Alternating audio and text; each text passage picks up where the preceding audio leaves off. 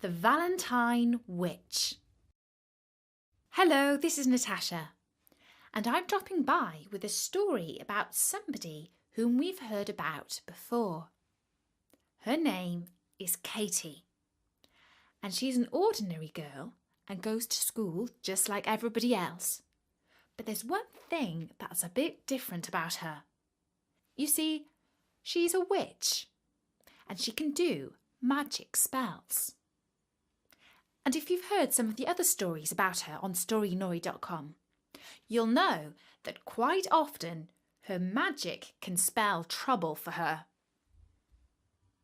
Katie went to a nice school where most of the teachers were kind, but some of them were quite strict, and all of them could be moody and grumpy at times, just like anybody else can be. Unfortunately, Katie's form teacher was more grumpy and more moody than most, and more often. She was the only teacher in the whole school to whom the children hadn't given a nickname. For instance, Mr. Philpotts was known as Potty, which seemed to suit him quite well. Mrs. Woodruff was called Dandruff, and Miss Tidy was called Untidy because she was. Katie's form teacher was called Miss Vile. This was her real name, so she didn't have a nickname because, quite frankly, she didn't need one. "Katie," she said one morning, "this homework looks like it was done in about 5 minutes. You know that you are supposed to spend at least half an hour on it. You will stay in at playtime and do it again." "Katie," she said another time, "those tights are not regulation school uniform. I will call your mother. She must take you home and you must change them. And Katie," she said yet another time, "stop muttering to yourself. You know that magic spells are against the school rules." When anybody misbehaved, Miss Vile wrote their names up on a board which she called the Wall of Shame. Everybody's name was on it except for Samantha's and Matthew's, because they were both goody-goodies who never did anything wrong. But Katie's name was written on the Wall of Shame more than anybody else. In fact, it was written 25 times right at the top of the board in large red letters with 10 exclamation marks after it. Katie didn't feel ashamed about this, but she did feel cross because it wasn't fair. It was the end of January. Katie's form were learning about the Chinese New Year and how each year is named after an animal. Miss Vile asked Katie which was her Chinese symbol, and she said that she was born in the year of the cat. And Miss Vile told her that was impossible because there wasn't a year of the cat. And Katie said, "It's possible for me because I'm a witch, and all witches are born in the year of the cat." And the whole class laughed. And Katie's friend Isis said, "That's right, Miss Vile. Katie's different because she's a witch." "What utter claptrap!" exclaimed Miss Vile. "I've told you before not to talk nonsense about witches and spells.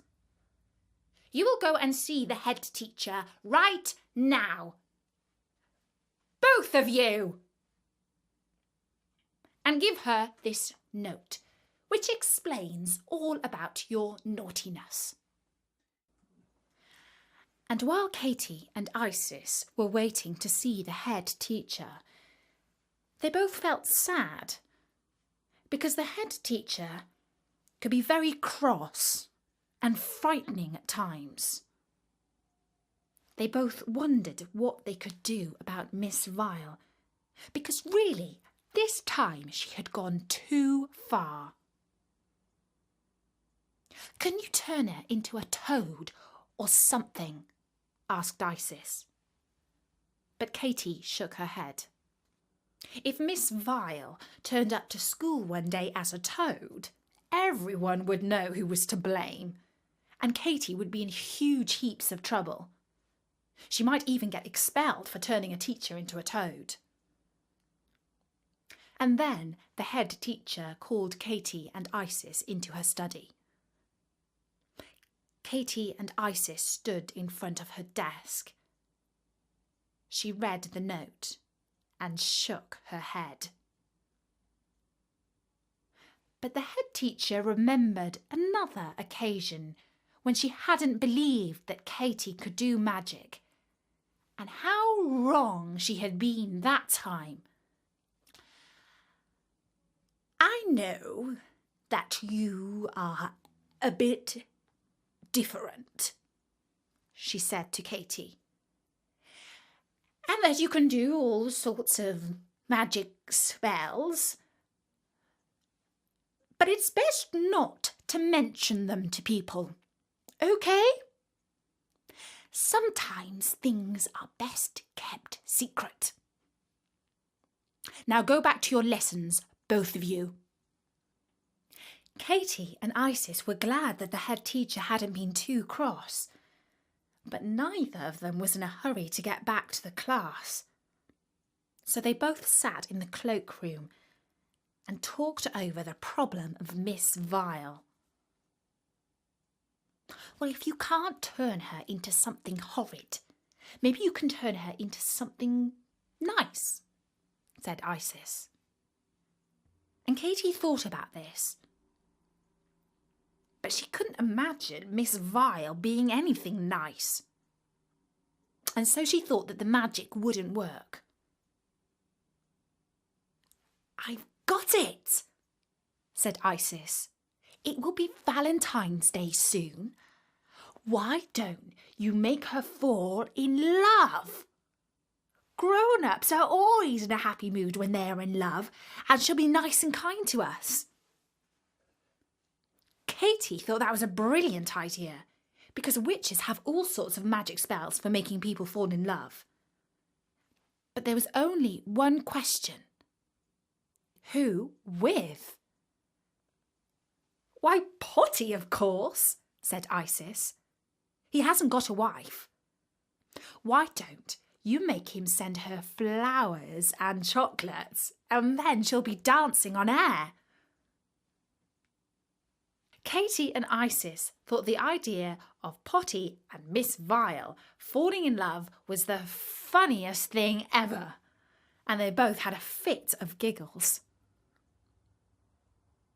When they got back into class, everybody wondered why they were both looking so happy after a visit to the head teacher's study.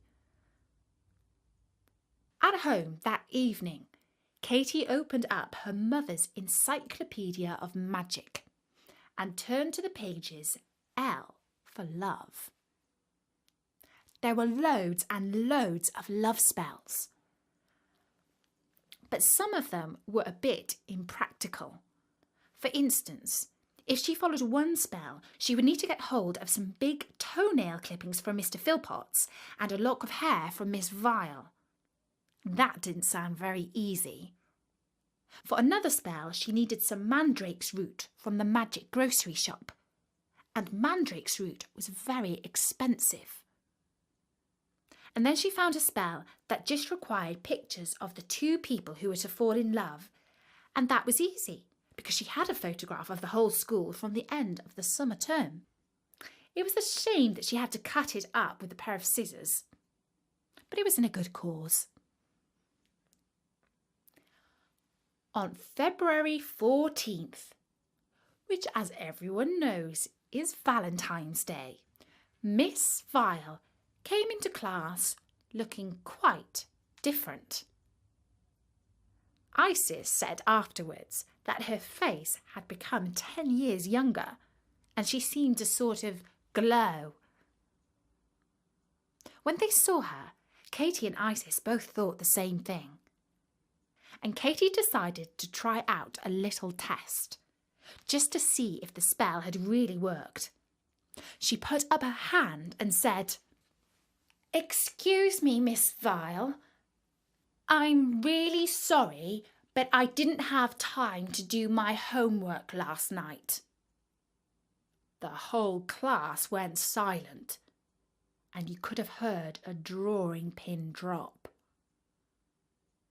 But Miss Vile said, "Never mind, Katie. It wasn't very important anyway." And everyone gasped. And then Katie said, "Actually, I was just joking. I did do it, really." And Miss Vile smiled and said, "Ah, yes, that's a funny joke. You got me there, Katie." And everyone was totally amazed. I mean, like, gobsmacked. And Katie smiled to herself.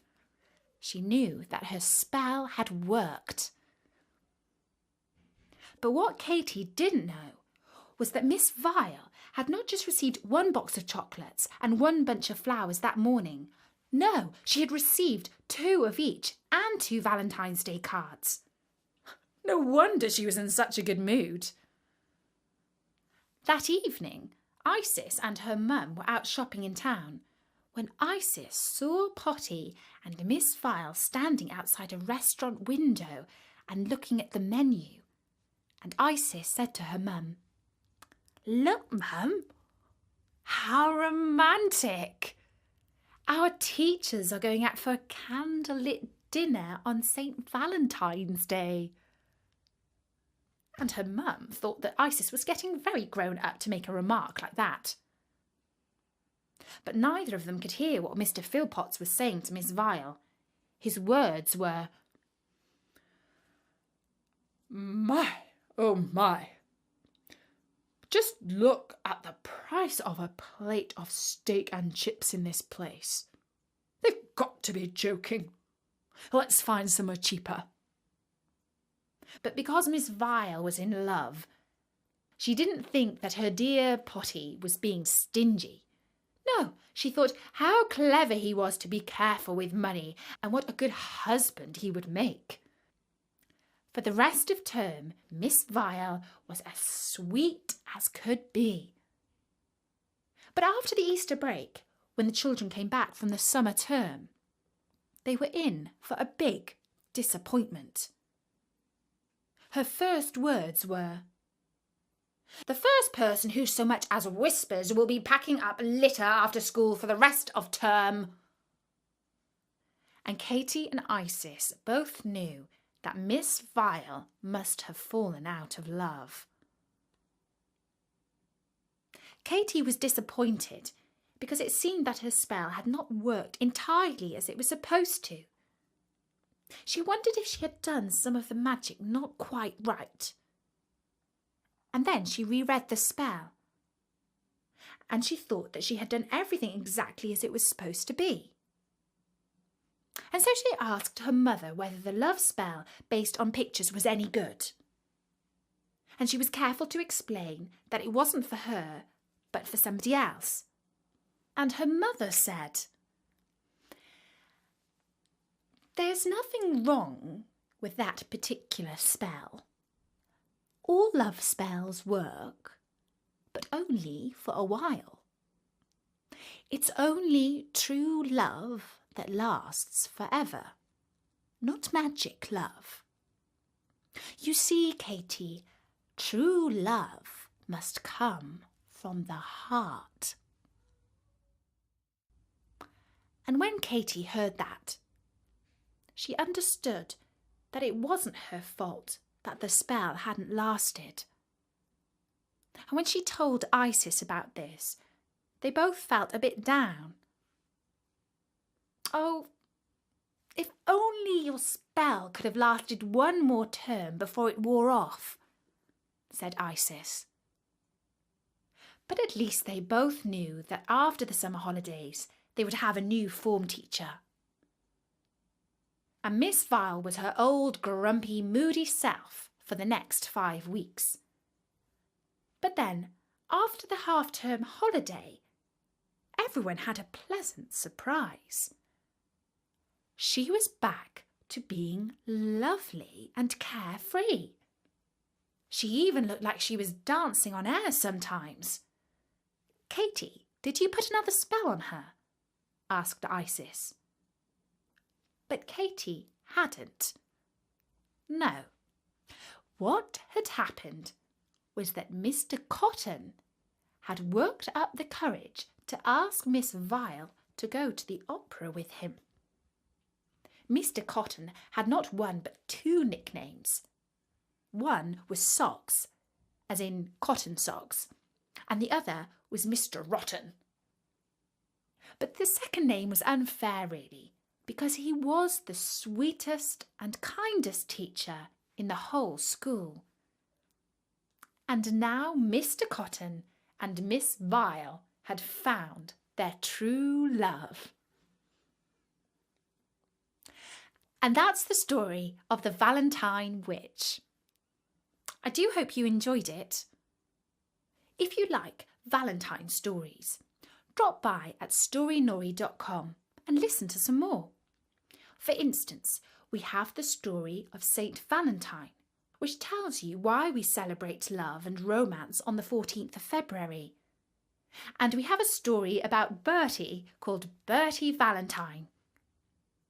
Until then, from me, Natasha, bye-bye!